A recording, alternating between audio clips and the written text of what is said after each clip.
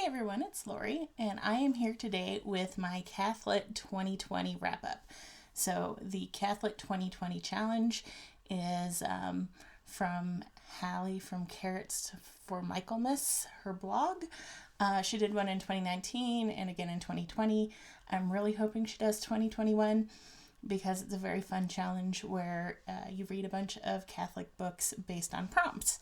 So, this year there were 10 prompts, and I read, I think, 13 or 14 books for the challenge. So I'm just going to run through those, give you some quick overviews.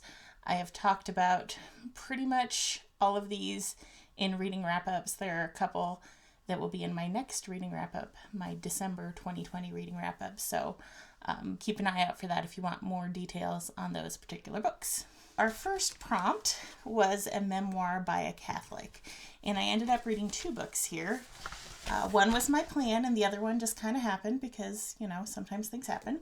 So my plan had been to read Left to Tell by Immaculée Ilibagiza. I'm probably pronouncing her name poorly.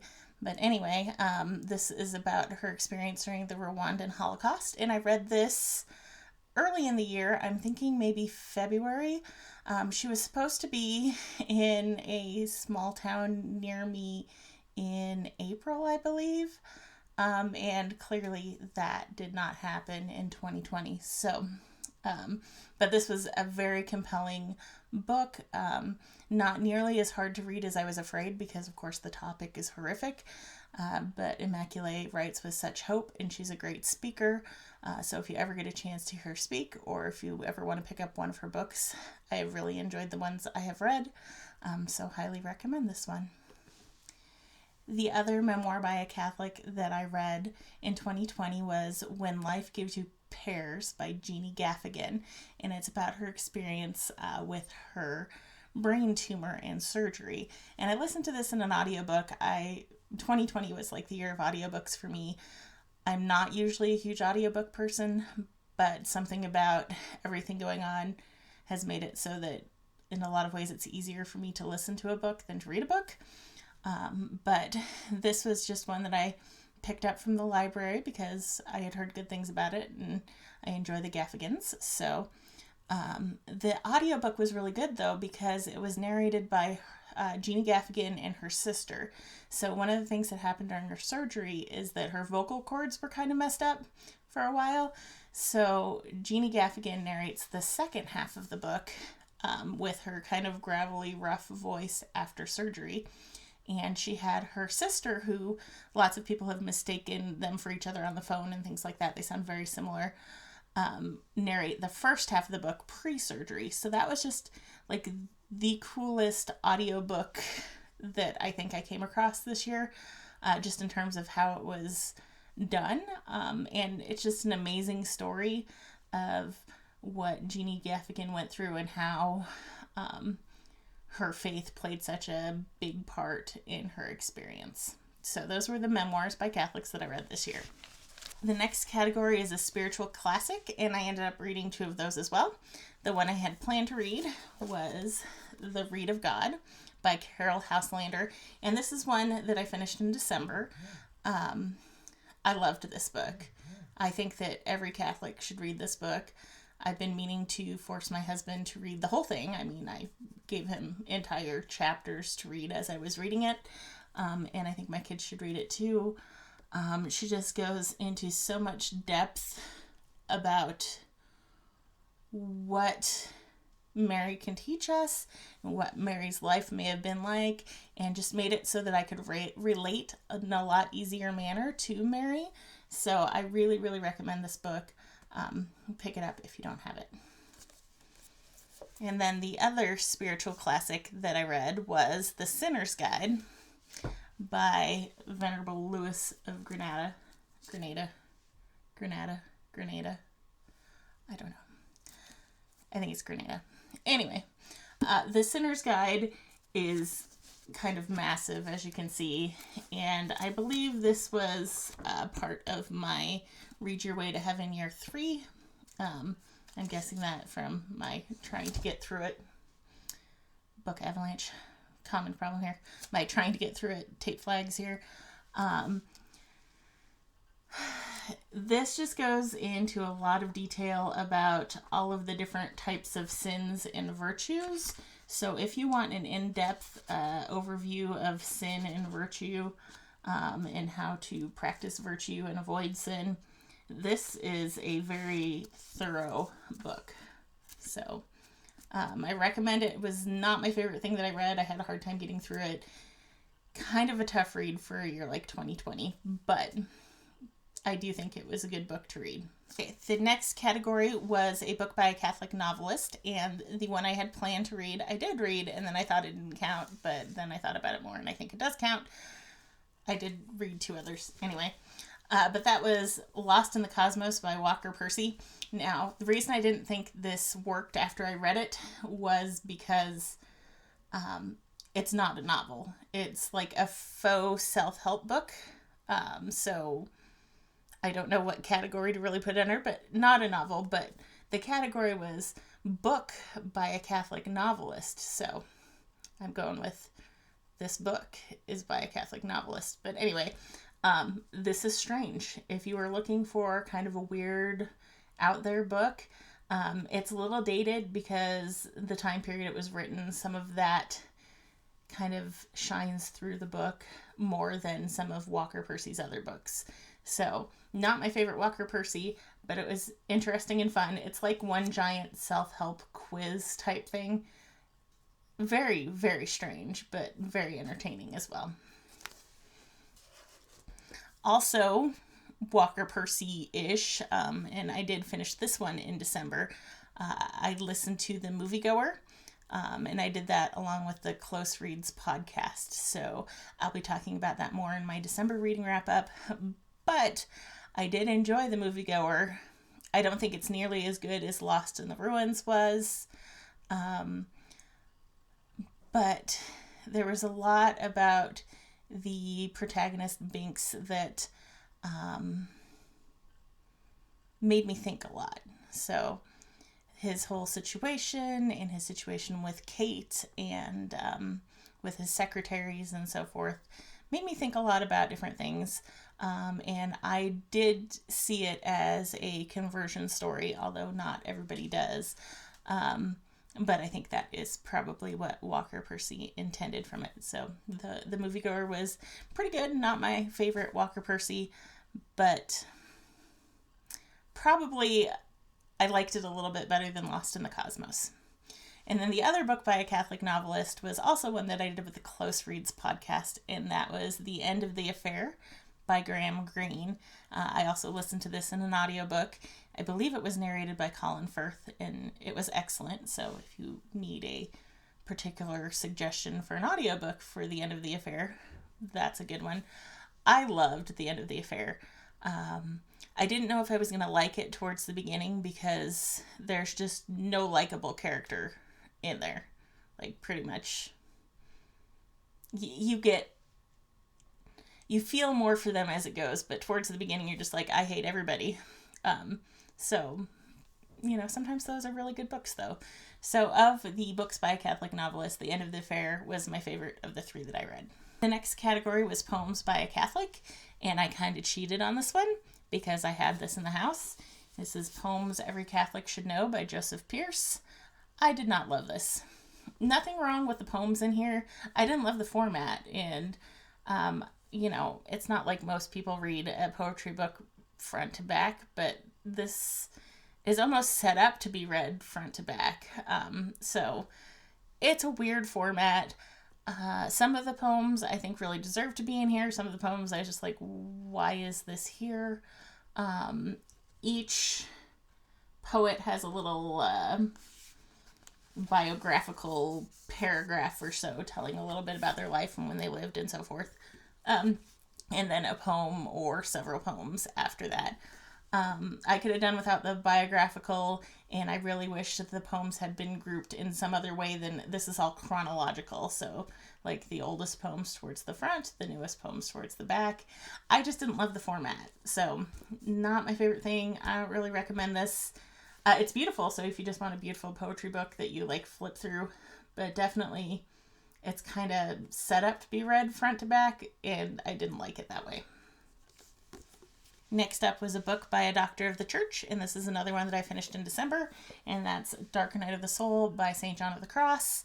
2020 was a rough year for something like this, and I had a rough December in particular, so I struggled through this. I made it through. I'm sure that I would have gotten more out of it had I put it off to a later date, and so I will probably go back to this someday. In a few years when I'm in a slightly better place than I have been this year. So I think this translation by E. Allison Pears is actually pretty good. I found it very readable, which sometimes in translated works it can be quite unreadable. So I don't think this was a bad translation. I thought it was a pretty good translation. Just, it's not what I expected, and I struggled through it because I was just having such a rough time when reading this. The next category was a book about beauty, and this is another one that I finished in December. I had quite a few of my books to wrap up in the month of December, but it's only The Lover Sings, Art and Contemplation by Joseph Piper, who also wrote Leisure, the Basis of Culture. And this is very short. It's like, I think, 76 pages long, and it just has 4 kind of essays in it, essays, speeches, that sort of thing. And they are translated, and I think the translation was done well. But I thought that these were very thought-provoking little essays about music and about art and sculpture, and just his thoughts on why art kind of matters, written in a fairly intellectual way. So this is a brainiac sort of book on art. I did read another book on art in December that is more friendly to the average person. So look in my December reading wrap up for more on that one. Next up was a book about a saint, and we had this book from a class that one of my girls took a couple years ago, where we bought the book and I don't think they actually used it in the class, so I figured I should probably go ahead and read it. This is St. John Paul the Great, His 5 Loves by Jason Everett. And you can tell in this book that Jason Everett has a deep love for Pope John Paul II.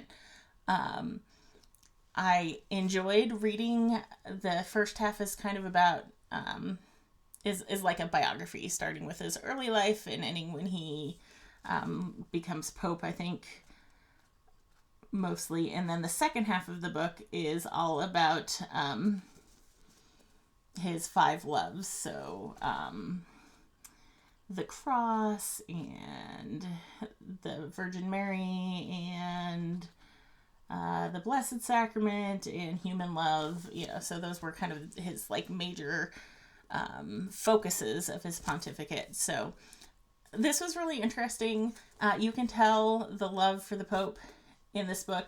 It does not say anything negative about the Pope at all, so don't go into this expecting it to be fair and balanced, and that's okay, but just a warning, if you were looking for a balanced biography of Pope John Paul II, this would not be a good place to go. But if you're interested in learning about the Pope and then learning about the things that were important to him in his pontificate, this is a good one. The next topic was a book about feasting, and this was my least favorite book that I read in my Cathlit 2020 challenge, and I have gotten rid of it. Actually, it may still be in my closet. I can't remember if we've made a thrift store run since I finished it or not, but I have a box of stuff that needs to leave my house. It could be in there. I don't want to go look. This book is A Catholic Parent's Book of Feasts by Michael Ann Martin. And I have read some stuff that Michael Ann Martin has written before and done like a Bible study that she had put out and stuff like that. I don't have any problems with her, but this book was not well done, and then it's also older, so pretty much the internet is a much better resource than anything in there. And I also read it right during lockdown, and it was all about how you should go to church, go to church, go to church. Make sure you're going taking your kids to daily mass. And it's like, I can't even leave my house right now. So maybe not the best time for me to read it, but I just didn't feel like it made sense the way it was laid out. I didn't feel like it was very user friendly. And a lot of the activities were like craft with junk for small children, like making a Marian altar out of like egg cartons or something, cereal boxes, and having it on your table. And I have never been the cereal box Mary statue centerpiece for family kind of mom. I don't like having trashy crafts all over my house. Sometimes I do have trashy crafts all over my house, but I prefer to not have that stuff around, so I want things that bring me joy, and old cereal boxes don't. So, not my sort of thing. I feel like sites like Catholic Icing do the inexpensive crafts using materials you have on hand in a much better way, because there's instructions rather than just like literally writing like take a cereal box and add a picture of Mary, and I don't know, just it was ridiculously bad. It had a few recipes in it. Those didn't make it redeemable. I didn't like the format at all, how it was set up. It had ordinary time and then Advent and Lent and Holy Week and stuff, but and then it had like saints at the back, so they weren't integrated into the calendar. It was a mess. I didn't like it. I got rid of it. I'll stop ranting. And then the next category was short stories by a Catholic. And so since my husband is a giant Flannery O'Connor nut, I decided I should read some Flannery O'Connor stories. And he had offered to go through and curate a collection of stories for me where nobody died. But I didn't really want to have to flip through. We have a Kindle version of the complete stories. I don't want to have to deal with that. So I ended up checking out Everything That Rises Must Converge, which I believe was her last collection of short stories. And I checked out an audiobook version that had multiple narrators. That way, if there was a bad narrator, it was only for one story. And, I just listened to those stories. My favorite one was perhaps the most gruesome and traumatic one in the collection, which really surprised my husband. I kind of have an anti-Flannery O'Connor thing going on because my husband decided several years ago it was a good idea to read aloud A Good Man Is Hard to Find without giving me any warning of what happens at the end of that story. And so I kind of got attached to the grandmother, and I was just angry by the end of it, and I swore off Flannery O'Connor for a long time. So I actually enjoyed the stories. Now that I understand a little bit more about Flannery O'Connor and how she wrote and what the point of her stories were, I did enjoy this one. There were probably 2 stories in there that I really loved and 2 stories in there that I didn't really care for, and the rest were kind of in the middle. So it was a good collection of short stories. I would consider reading some more Flannery O'Connor short stories now. I don't know if I'm ready for her novels, but maybe some more short stories. And then the last category is a recently published Catholic book. And so the book I read for that is Girl Arise by Claire Swinarski. She has the Catholic Feminist podcast. Honestly, I don't know if she still has the podcast or not. It's really hard for me to keep track of things. I do follow her on Twitter. And I don't know if she's just on a break right now or what's going on. But so the subtitle is A Catholic Feminist Invitation to Live Boldly, Love Your Faith, and Change the World. Now, Brett got this for Eva, my oldest, for Valentine's Day. He got me Read of God, and he got Charlotte a book too, because books are our love language in this household. But I went ahead and read this after she got done with it, and it's not targeted towards me. It's targeted towards young Catholic women. But I found so much peace in this book because I was going through a very rough time. This, again, is in that March, April, May time period when just nothing was looking up. Everything was just looking worse and worse all the time. at least in my life. Maybe other people didn't have that experience. So I was not dealing well with people, still not dealing well with people, but I'm doing slightly better. And I was just feeling very like purposeless and useless. And so I kind of feel like this helped a lot in working through a little bit of that. Even though it's clearly not targeted towards me, I did find it to be a very good book, and I think it would be a great one if you have some young adult Catholic women in your life who might need just a little bit of a boost of self-esteem and so forth, because I feel like she did a very good job of pointing out that we all have worth and we all have things that are important about us, and that we can use those things for God. So I did really enjoy this book. So I would recommend it if you're looking for a gift for a young adult, maybe college student or 20-something Catholic woman. So those were the books I read for the Cathlit 2020 challenge. I hope you enjoyed listening to my thoughts on them. If you have any questions about any of them, let me know in the comments down below. Other than that, feel free to subscribe if you would like. Otherwise, come back next time. I'll be doing my December reading wrap up. So thanks so much for watching. I'll see you next time.